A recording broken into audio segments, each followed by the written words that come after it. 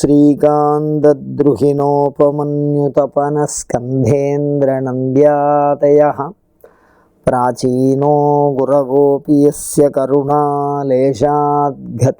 गौरवं तं सर्वादिगुरुं मनोज्ञवपुषं मन्दस्मितालङ्कृतं चिन्मुद्राङ्कितमुद्रपाणिनलिनं चित्ते शिवं कुर्महे। नमः सदसे नमः सदसस्पतये नमः सखीनां पुरोकानां चक्षुषे नमो दिवे नमः पृथिवे नमः। சங்கரா தொலைக்காட்சி நேயர்களுக்கு நமஸ்காரம். லலிதா சகஸ்ரநாமம் சிந்தித்து கொண்டிருக்கிறோம். 864வது நாமாவளி கனத் கனக தாட்டங்கா. கனத் கனக தாட்டங்கா லீலா விக்கிரகதாரிணி. கனகம்னு தங்கம், கனத்தின பிரகாசிக்கிறது, ஒலிக்கிறது, ரெண்டு பொருளும் இருக்கிறது. தாடங்கம்னு தோடு.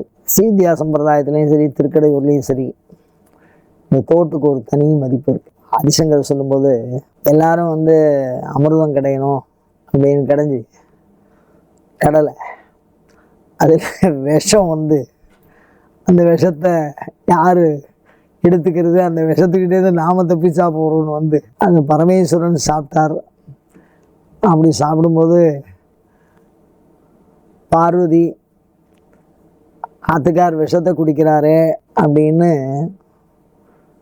அப்படி நினச்சி இப்படி திரும்பினாலாம். அப்படி திரும்பும்போது அந்த தாடங்கம்ங்கிறது தோடு, அதுக்கு கீழே ஒரு ஆடும், ஒரு பகுதி ஆடும். அது ஒரு அணிகள், காதில் போட்டுக்கிற அணிகள். அப்படி திரும்பி பார்க்கும்போது லேசாக அப்படி ஆடித்தான். தவஜனனி தாடங்க மகிமா அப்படிம்பார் ஆதிசங்கரர். அந்த தோடு ஆடினதுனால அவர் குடித்த விஷம் நின்றுது அப்படின்னார். உலகத்தையே காக்கிற இறைவனுக்கு பிரச்சனை என்னாலும் லலிதா பரமேஸ்வரி அதை தீர்த்து வைப்பா. ஏன்னா அவளே அவர் நமக்கு அன்னையும் ஆயினள். அதனால் அந்த அவளுடைய காது தோடு அசைவை பார்த்து பரமேஸ்வரனுடைய விஷம் நின்று தான் பாதிக்காமல். அவ்வளோது சிறப்பு இருக்குது. ஒவ்வொரு அணிகலனும் தனி சிறப்புடையது. சீந்தியா சம்பிரதாயத்தில் சதுஷ்டி உபச்சாராட்யான்னு ஒரு நாமாவளி இருக்குது. அதில் 64 உபச்சாரம். அதில் மிருத்யுஞ்சயருக்கு 44 உபச்சாரம். அம்பாளுக்கு 64, சுவாமிக்கு 44 அந்த உபச்சாரம் சொல்லுவாள். அந்த உபச்சாரத்தில் பார்த்திங்கன்னா வளையல், அபிராமபட்டர் தெளிவாக சொல்லுவா, வலை கையமைத்து அப்படிம்பாரு. வலை கையமைத்து ஜெபம் பண்ணாலே வளையல் சுத்தம் கேட்கும். அது மாதிரி காலில் போட்டுக்கிற சலங்கை, சில விஷயங்கள் ஆபரணம் அழகுக்காகன்னு சொல்கிறோம்.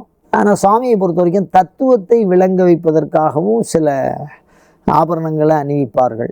சில்பசாஸ்திரம் அப்படி சொல்கிறது. ஒரு தத்துவத்தை சொல்கிறதுக்கு இப்போ பரமசிவன் கையில் மானை பிடிச்சிருக்கார். அதையும் எப்படி பிடிச்சிருப்பாருன்னா 2 விரலில் பிடிச்சிருப்பார். கர்த்தரி முத்திரைன்னு சொல்லுவாள். இது ரெண்டுத்துக்கும் இடையில மான் ஓடுற மாதிரி போடுறான். ஒரு மானை அந்த அளவுக்கு ஏந்த முடியுமான்னா அதை ஏன் கையில் போடுறா அப்படின்னா உலகியல் யுக்திக்கு மாறுபட்டு சொல்லப்படுகிற விஷயம். ஆனால் அதான் தத்துவ விளக்கம்.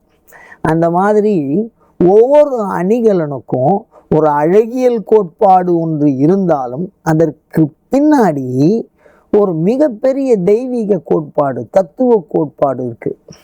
அதில் அந்த மாதிரி பார்த்தோம்னா அந்த காலத்தில் காலில் உருட்டு போடுவாள்.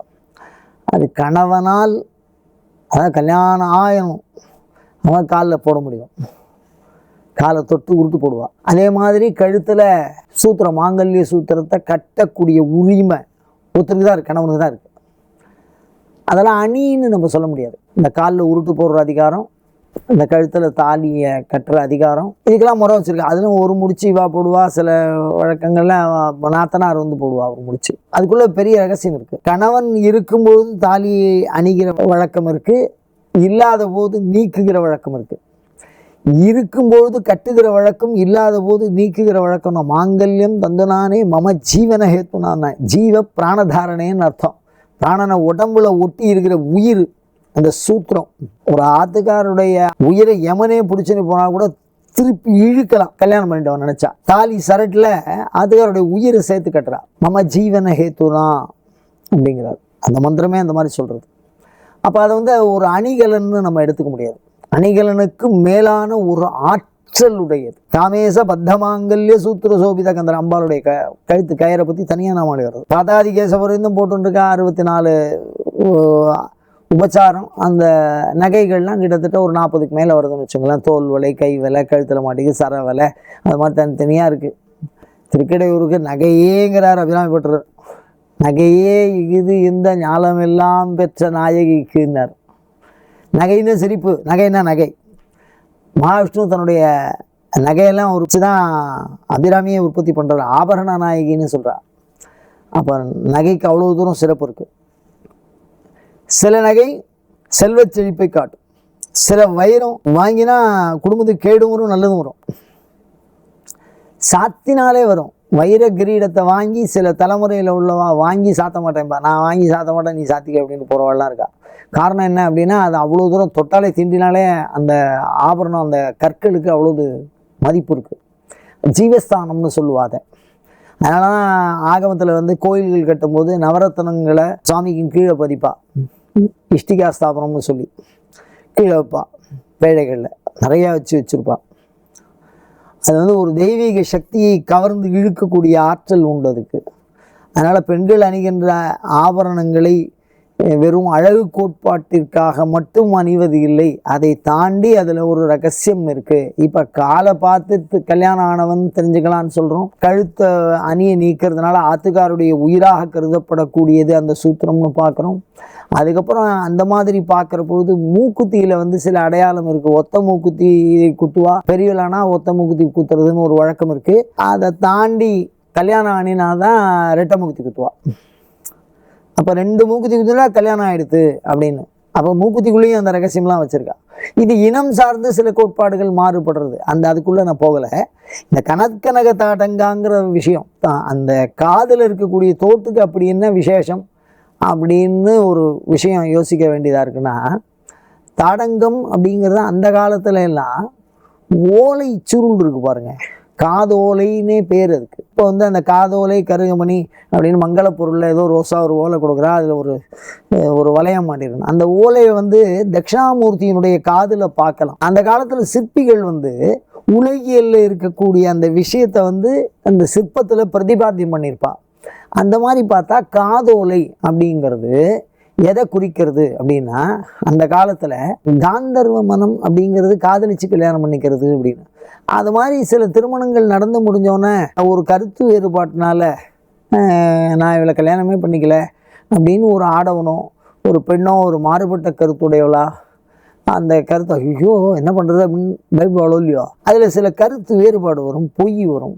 அப்போ வரும்போது ஐயர் யாத்திரன்னு சொல்கிறான், கல்யாணம் உற்பத்தியாச்சு அப்படின்னு சொன்னான். இந்த கல்யாணங்கிறது அறத்தின் வழி மனம்னே தனியாக இருக்குது. அதில் பார்த்தீங்கன்னா பஞ்சாங்காரன்னு ஒரு இருப்பாள். அந்த பஞ்சாங்கார் என்ன பண்ணுவான்னு கேட்டால், திருமணம் யார் பண்ணிக்கிறாளோ அவளை பொது மன்றத்துக்கு கூப்பிடுவா. பொதுவில் கூப்பிட்டு 2 பேருக்கும் கல்யாணம் ஆக போகிறது அப்படின்னு சொல்லி அந்த ஒரு ஓலையில் எழுதுவாள். அந்த ஓலையில் என்ன பண்ணுவான்னா, பேர் மாற்றி ஒரே பேரை 40 பேர் வச்சுருப்பான். இப்போ திருக்கடையூரில் பார்த்தா நான் ஒரு 20 அபிராமியாவது இருக்கும். அதனால் தாத்தா பேர், தாத்தாவுக்கு தாத்தா, தாத்தாவுக்கு தாத்தா 3 தலைமுறை பேர் எழுதணும். எழுதி இன்னாருக்கு பையன், இன்னாருக்கு பேரன், இன்னாருக்கு பொண்ணு, இத்தனாவது பொண்ணு, இத்தனாவது பையன் அப்படிங்கிறதெல்லாம் அதில் நோட் பண்ணி அதை என்ன பண்ணுவான்னா பதிவு பண்ணி வச்சுப்பான். அந்த போஸ்ட்டுக்கே ஓலை நாயகம் அப்படிங்கிறதெல்லாம் சொல்கிறான். ஓலை நாயகம்னே ஒருத்தர் இருப்பார், ரிஜிஸ்டர் ஆஃபீஸர் மாதிரி. இது இப்போ இன்றைக்கி ரிஜிஸ்டர் கல்யாணம் பண்ணிக்கிற மொழியோ அந்த மாதிரி. அதில் என்ன பண்ணுவாலாம், காதில் இந்த காதோலை அப்படிங்கிறத அந்த மாதிரி ஒரு அறத்தின் வழி மன்றத்தில் திருமணம் நடத்தி அந்த ஓலையில் ஆணுக்கும் கொடுக்குற வழக்கமாக பெண்ணுக்கும் கொடுக்கும். அந்த ஓலையை தான் தட்சிணாமூர்த்தி போட்டுருக்கார். காதோலை நடராஜா காதல் கூட ஓலை இருக்கும், அது அறம். அது அந்த ஓலையில் என்ன பண்ணுவாலாம், ஆத்துக்காரோட பேர் எழுதுவாளாம். வரலட்சுமி நோம்பன்னைக்கு இன்றைக்கும் கூட ஒரே ஒரு தடவை ஆத்துக்காரோட பேரை சொல்லி கூப்பிட சொல்லுவாள். அந்த காலத்தில் உள்ளவெல்லாம் சொல்லவே மாட்டான் பேரை, அப்படி கூப்பிட சொல்லுவாள். அந்த பேரை அந்த ஓலைச்சுவடியில் எழுதி அதை காதில் போட்டுக்கிற வழக்கம்.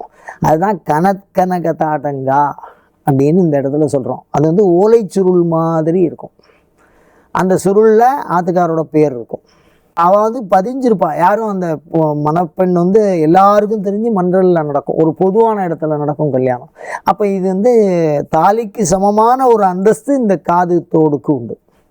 இது வந்து அறத்தின் வழி நிறுவுதல், அன்பின் வழி நிறுவுதல் தாலி, அறத்தின் வழி நிறுவுதல் தாடங்கம். அன்பும் அறனும் உடைத்தாயின் இல்வாழ்க்கை பண்பும் பயனும் அது அப்படிங்கிற சாமியோ சிற்பமோ மக்களுக்கு உணர்த்துறதுக்காக அதை சாமி காதில் நம்ம போட்டு அந்த தத்துவங்களை வெளிப்படுத்துகிறோம். அந்த மாதிரி அந்த அந்த காதோலையே சாமிக்கு சாத்துறது அவ்வளவு விசேஷம்னு சொல்லியிருக்கா. அதில் நாமாவளி சொல்லி எழுதி வாத்துக்கார பேர் எழுதி காதில் சாத்துறது வழக்கம். அப்படி சாத்தினால் அவளுக்கு ஆயுள் காலம் அதிகமாகவும் தீர்க்க சுமங்கலியாக இருப்பா. சுமங்கலீரியம் மதுரிமாகவும் மந்திரம் சொல்லுவாள். எந்த ஒரு கல்யாணம் ஆனவளுக்கும் சுமங்கலி பவன் தான் முதல்ல. அதில் என்ன சௌக்கியம் இருக்குது அப்படின்னா சுமங்கலி பவன் ஆத்துக்காரன் ஒன்றா இருக்கான்னு சேர்ந்து அர்த்தமாயிடும். 2 பேருக்கும் சேர்த்து அந்த ஆசீர்வாதம் போகும். அதனால் இந்த கணக்கணங்க தாடகாங்கிற நாமாவளியை யாரெல்லாம் சொல்கிறாளோ பெண்கள், அவர்கள் வந்து தீர்க்க சுமங்கலியாக இருப்பாள். ஆத்துக்கார் கூட மிகவும் ஒற்றுமையாக வாழ்வாள். எப்போதுமே அன்பு இருக்கணும் இல்லறத்தில். அந்த அன்போடு வாழ்வதற்கும் ஒற்றுமையோடு வாழ்வதற்கும் அறத்தோடு வாழச் செய்யக்கூடிய வல்லமை இந்த தாடங்கத்துக்கு உண்டு. 2-3 நாவல் இந்த மாதிரி வரும். இந்த கருத்து வேறுபாடை நீக்கி ஒற்றுமையாக இல்லறத்தை உருவாக்குவதற்கு உண்டான நாமாவளி, இப்படி பிரிந்தவர்களை சேர்த்து வைக்கிற நாமாவளி. இந்த தாடங்கம் வாங்கி சுவாமிக்கு சாத்துவா. 2வது சீச்சக்கரத்தை வந்து மாரில் பதக்கமாக சாத்துவா, காதில் தோடாக சாத்துவா. இதில் வந்து திருக்கடையூரில் அந்த தோடு தான் அம்பாள் கொடுத்ததா சொல்லப்படுறது. அந்த அந்த தோடை வாங்கி வீசி இருக்கார். அம்பாள் கைட்டி வீசினார்னு ஒரு கருத்து இருக்குது. அபிராமி பட்டர் வீசினார்னே ஒன்று இருக்குது. அந்த சிவவெளி செய்தியில் அம்பாள் கொடுத்துருக்கா, அது வீசுகிறா வரும் நிலவு அப்படின்னுக்கா. அந்த தாடங்கத்துக்கு அவ்வளோ வல்லமை இருக்குது.